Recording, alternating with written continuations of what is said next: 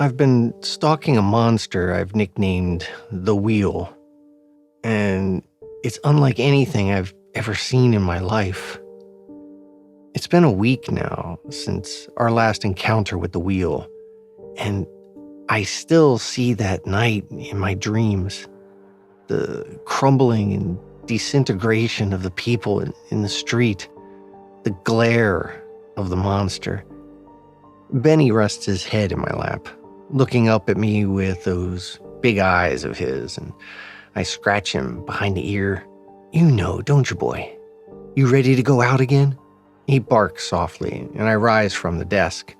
I grab from the side my latest purchase, a high-intensity LED floodlight, a massive thing and the weight of a brick. But it's bright, all right. It's bright as fuck. And the Wheel hates the light. Oh, that's what I've assumed, at least. I need to stop jumping into these situations so carelessly. I need to think more, be a little bit more rational, have a bit more of a plan. I fasten on my coat and crouch down to my dog. You ready, boy? He looks at me, panting, and with a deep breath, I lead us out into the street. I'm nowhere near as confident walking at night as I used to be. Benny leads us through the deserted streets, sniffing his way through the darkness. A faint mist hangs unwanted around the edges of the lampposts in the distance and clings to the base of the buildings. As we head further and further through the town, I find myself startled by every shifting shadow, every miscellaneous noise. Come on, I mutter to myself, get it together. But it won't be far now. Benny's gotten so good at following the subtle trail that the Wheel leaves behind. Benny stops and whines a little, and quickly I lead us to a nearby skip to use as cover. A moment or two later, a figure, a shadow at first, then more clearly, a girl comes walking out of the mist and down the street. She has her headphones on, walking alone, her footsteps falling in time to some unheard song. This will be the Wheel's target. Benny has begun to growl, and I see the collapsing bodies of the boy and the homeless man in my mind's eye. My heart rate increases, and I start to sweat despite the chill. It's going to happen again. It's all going to happen again. I hear the man's voice in my head. We gotta help him. Sir, please, what can we do? And I realize I have to do something. What's even the point of these exhausting midnight excursions if I'm not going to do something? Hey! I call out with a hand cupped around my mouth. Psst! Hey! But the girl can't hear. She walks right by on the opposite side of the street, humming quietly. She hasn't even seen me. Nor has she seen the looming shape through the shadows behind her. A towering behemoth rising up and out of the mist. A long limb stretched out far to grab a hold of a nearby building's emergency exit staircase. Creaking as it did before, hungrily watching its prey. Though it moves with less care this time, it makes more of that creaking metallic noise as it clamors. Has it grown less cautious as it hunts? More feverish for the taste of human life? My voice catches in my throat. I can't call out just now. I just can't. It'll hear me. It'll take me instead. The lights around the rim of its enormous head start to intensify. It's happening. My eyes dart from the head of the beast to the oblivious girl alone and foolish on her late night walk. The Wheel tightens its grip on the side of the building right by me and dust crumbles from between its claws to the street, and as its namesake starts to spin faster and faster, and the whirling starts to grow louder, the girl finally notices something is amiss as her shadow multiplies and splits right beneath her feet. She turns to look up, and behind her in confusion, and her mouth falls open in a horrified shock. The orange of the fiery glare of the wheel is caught in her eyes, and she is trapped. The wheel leans hungrily down towards her as she begins to age right before my eyes. She grows in height right through her 20s as dark circles appear beneath her eyes. Creases deepen between her eyebrows, and she stares with horror at the source of the lights. And a light of my own ignites with a burst of dazzling sun. A white, bright beam swung round and up into the face of the monstrous wheel. I would have thought of something badass to say had I not been literally shaking with fear as I burned the floodlight into the wheel. Its own lights falter at once, and with head spinning, it disengages its target and scurries backwards, a low and disturbing metallic shriek echoing from its head as the girl, now a woman, crumples to the ground, groaning. "Back, you fucker, back!" I billow, finding my voice at last as it knocks chaotically into the nearest wall, sending shards of crumbling brick raining down. On heavy feet and claws, it staggers back and turns, hastening away into the night, away from the intensity of the beam and into the safety of the shadows. Still trembling and not daring to turn off the floodlight's glare, I go to Benny, already sniffing around the girl in the street. "Hey," I say to her, "hey, are you all right? We gotta get out of here." She raises her head at me, and propping herself up on an arm, she shakily takes out one of her headphones. What was that?" she murmurs, and then seems surprised at the sound of her own voice. I don't know." She clears her throat, distressed. "Something's off." She winces as she climbs to her feet, looking down at her hands. Her fingernails reach out far from the ends of her fingers, though she broke a couple in the fall. "What the fuck is going on?" she whispers, and my heart goes out to her. How old is she now? How much time has been taken from her? "I'm sorry," I mutter. What else is there for me to say? What do you say to someone in a situation like this? The sound of the whirling is returning. I can't see it, but I can hear it. Benny barks and growls. "It's all right, Benny. It's okay." I grab the woman, the girl, by the collars of her coat. "You gotta go, all right? Get the fuck out of here.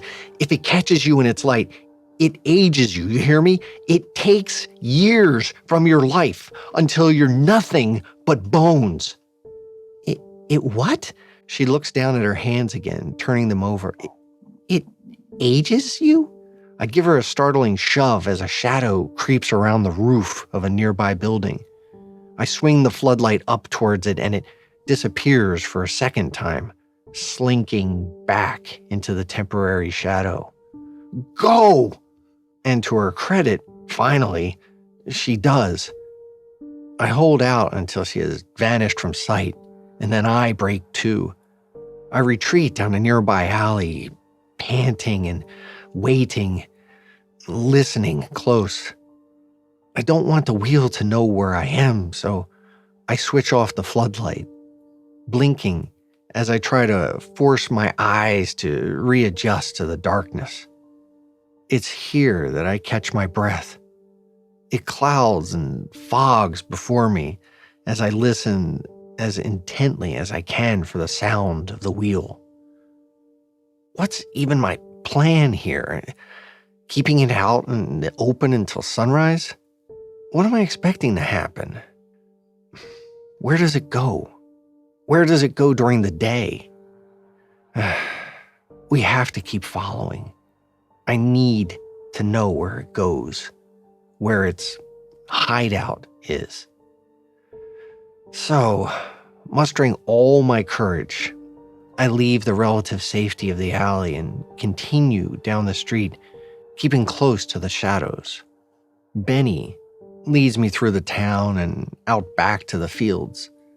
We walk for most of the night, and I can tell he's getting tired. Hell, I am too, but we have to know where it goes. Benny seems to lose the scent for a few hours into our quest. I check my watch with tired eyes. 4:35 a.m. Jesus. We're out by the fields. Not the same ones as before. No sheep here, just a rusty old scrapyard and a disused barn. It's morbidly tempting, but I refrain from checking the barn tonight. I just can't bear it. So, resolve to try again tomorrow. Come on, boy, I say, stifling a racking yawn. Let's go home. I'm back in bed once the sun has risen and the birds have begun their morning chirps. Benny and I sleep until late afternoon, and I awake feeling groggy and exhausted. I can't keep going on like this. I push myself through a day of work, grimly trying to recoup the lost time before it gets noticed. But my thoughts are all on the night, on the next night, on scoping out that barn, on drawing attention to the monster and driving it out for good. I find myself doodling it in the margins of my notes, watching the hands on the clock tick by, the slow, crawling passage of time. I will it to go faster, waiting for the sun to set and the night to fall. Come on, hurry up. Why can't the time just go a little faster? As it always does, however, a day draws to a steady close. I've been ready for hours, but when midnight strikes, I'm out the door in an instant, camera around my neck, floodlight held in one hand. Come on, Benny, I say, there's a good boy. And out we go, out into the darkness. I want to head straight for the fields, straight to the barn, but Benny has other ideas. He keeps barking and trying to lead me back to the scene of last night's attack. Come on, boy. No, we're heading back to the barn.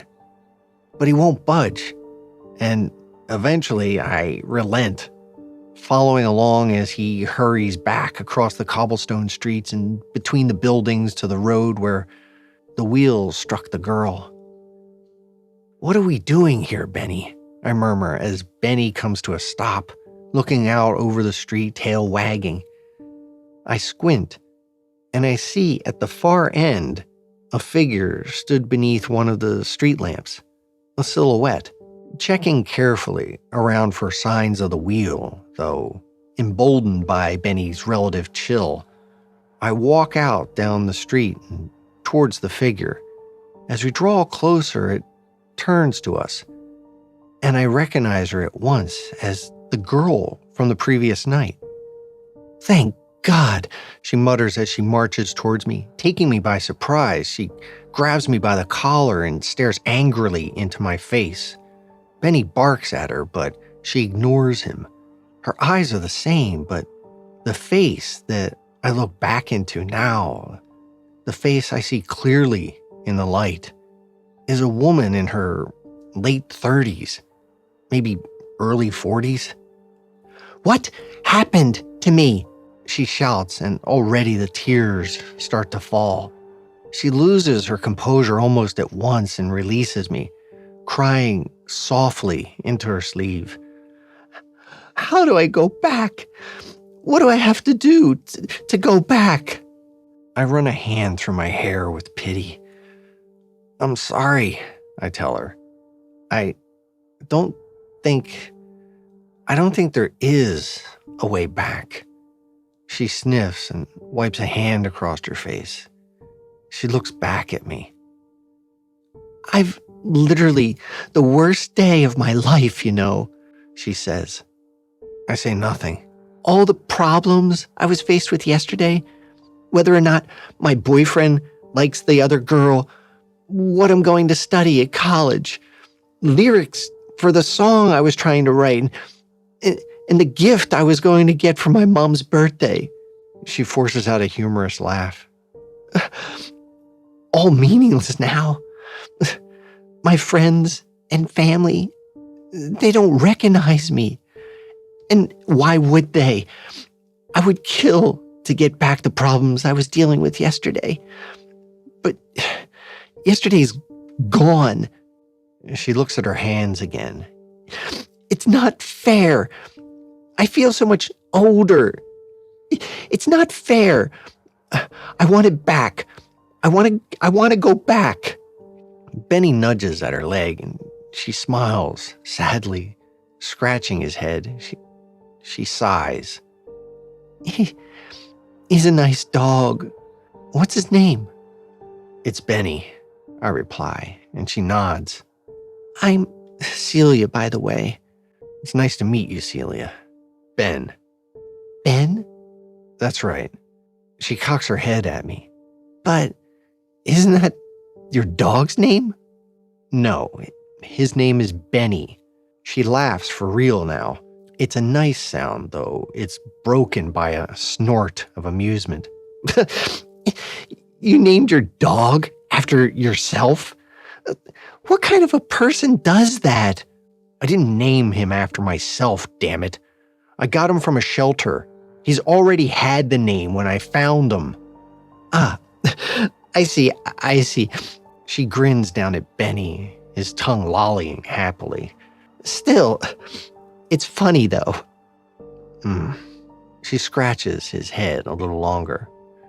So, enough chit-chat. How do we kill it, Ben? How do we kill the monster? Kill it? Listen, this thing is the most dangerous. She cuts me off. Do I look like I give a fuck? I have nothing left. You hear? I have nothing left. Her eyes shine in the light of the street lamps. So I'm telling you, now, I'm here to kill it. Whatever it takes. And so, with a sigh, I gesture her to come with us, and Benny now leads the way that I'd expect him to, sniffing the stones and taking us out to the edge of the town towards the fields and the abandoned barn. I tell her what I know. The wheel, that's what I've been calling it. It seems like it has to stay more or less in the same position while it eats. And it takes a moment or two to warm up, too. But once you're in that light, you're caught. You're stuck. So what's its weakness? I don't know about weakness, but it hates the light. Other than its own, obviously. It avoids street lamps and the sun, and it hates this thing. I lift the floodlight. That's how I scared it off last night. Is that it? Just light? Anything else you've learned at all? What is the light, do you think? The light the wheel makes itself. I shrug as we leave the town behind us. It's another silvery moonlit night. I don't know. I'm sorry, I don't know much at all, really. It can eat trees and plants as well as animals. insects too. Trees? Plants? She repeats. Insects? Yeah, same method. It just focuses the beam and takes the life of its target. She rubs her chin in thought. So, it targets insects and plants? Well, no. They just get caught in the beam. Grass around the feet of the sheep, a moth that flew into the light, that sort of thing. Her eyes light up. So the beam isn't all that focused then, is it? If it kills anything caught in the light, I consider this. We climb the fence at the end of the dark field and carefully, quietly make our way across the grass towards the barn. And Benny starts to whine, his ears pinned back. All right, she whispers to me as we approach. I have a plan, but I never got to hear it. From behind us, from the scrapyard nearby, there comes the sound of twisting metal and creaking machinery. Benny, near enough, jumps out of his skin with a yelp, and I do essentially the same. Lights rise up from the clutter, and a long, silvery arm reaches out to provide leverage as the body and the head of the wheel rise up from the wreckage. It whirls with menace as the lights blink into life and the great head starts to spin. It clambers down the hill of junk towards us with a sickening speed I had not yet seen from the behemoth. Benny races forward to face it, barking loudly and angrily, teeth bared. Benny! I call out in panic. My companion's shadow sent out long and dark across the grass, now illuminated orange. Benny! Heel! Come back, boy!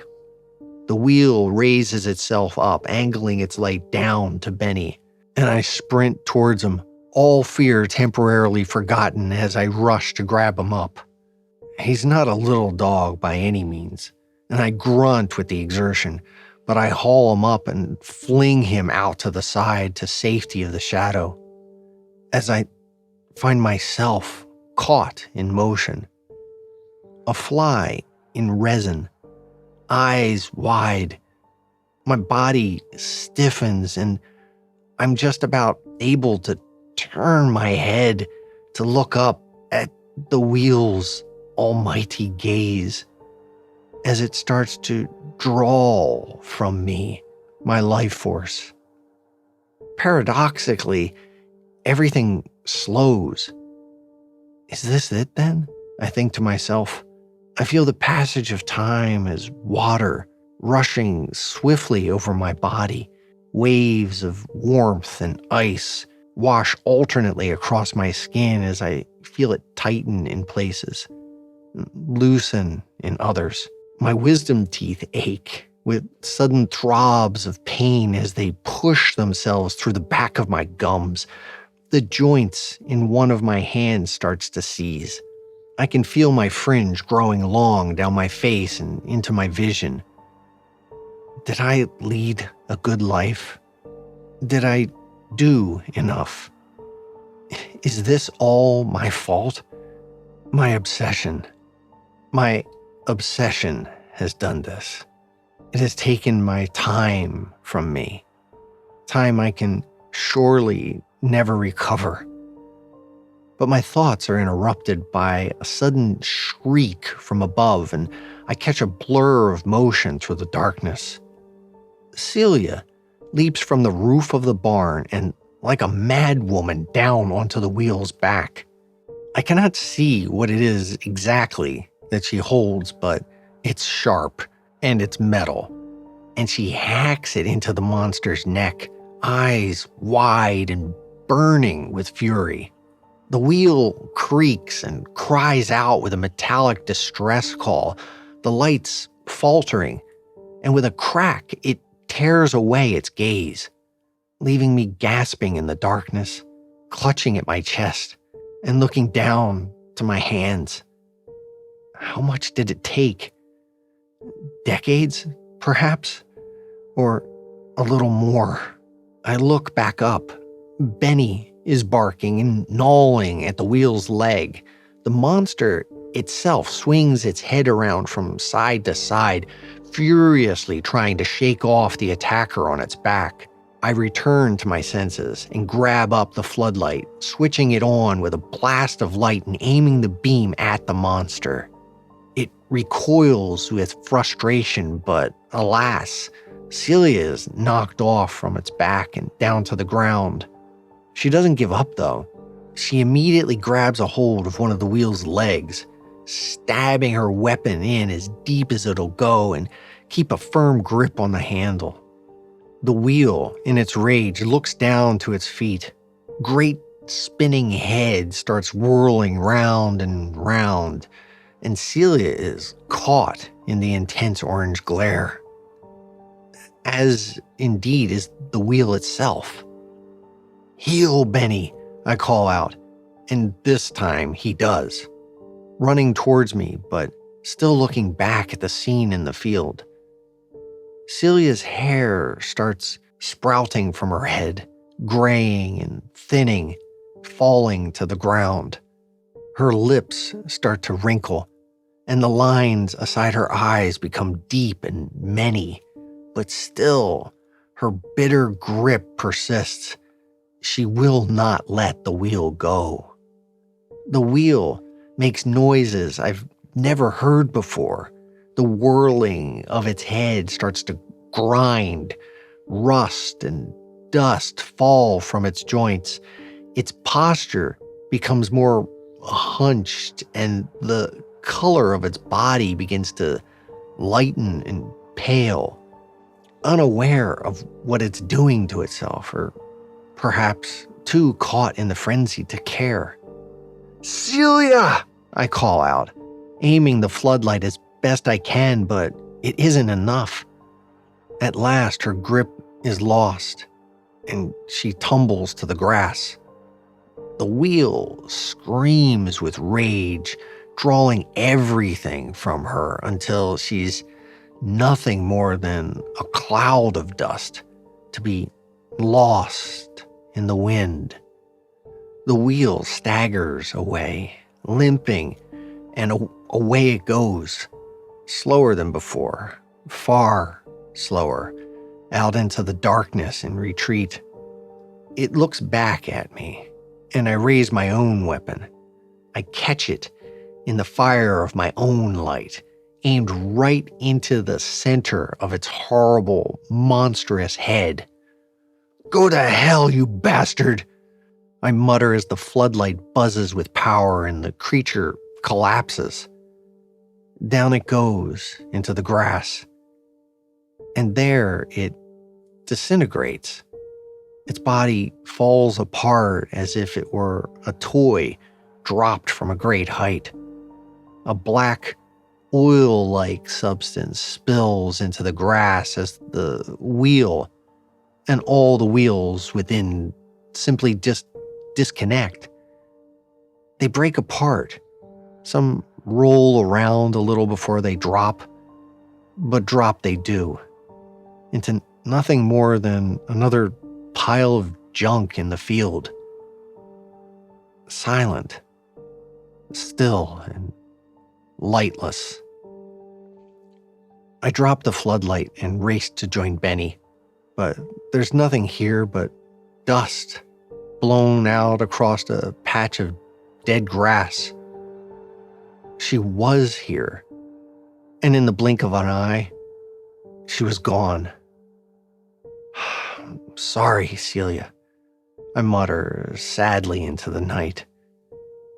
I inspect the corpse of the wheel, if indeed it can be called a corpse. Earlier, I likened its body to a werewolf from afar, but now, up close and deceased, it looks like a discarded art project. Just a wreck. A great pile of nothing. Substanceless, really. "Come on, Benny," I say to my friend. Let's go home, pal. I get more sleep these days. I still do my research, don't get me wrong, regarding the wheel. About whether there might be more like them out there. There are important questions that remain unanswered. But you'll be pleased to know I do allocate my time more carefully. There's nowhere near as much waste of it. I've a little less of it than I did before, after all. And we ain't, none of us, getting it back.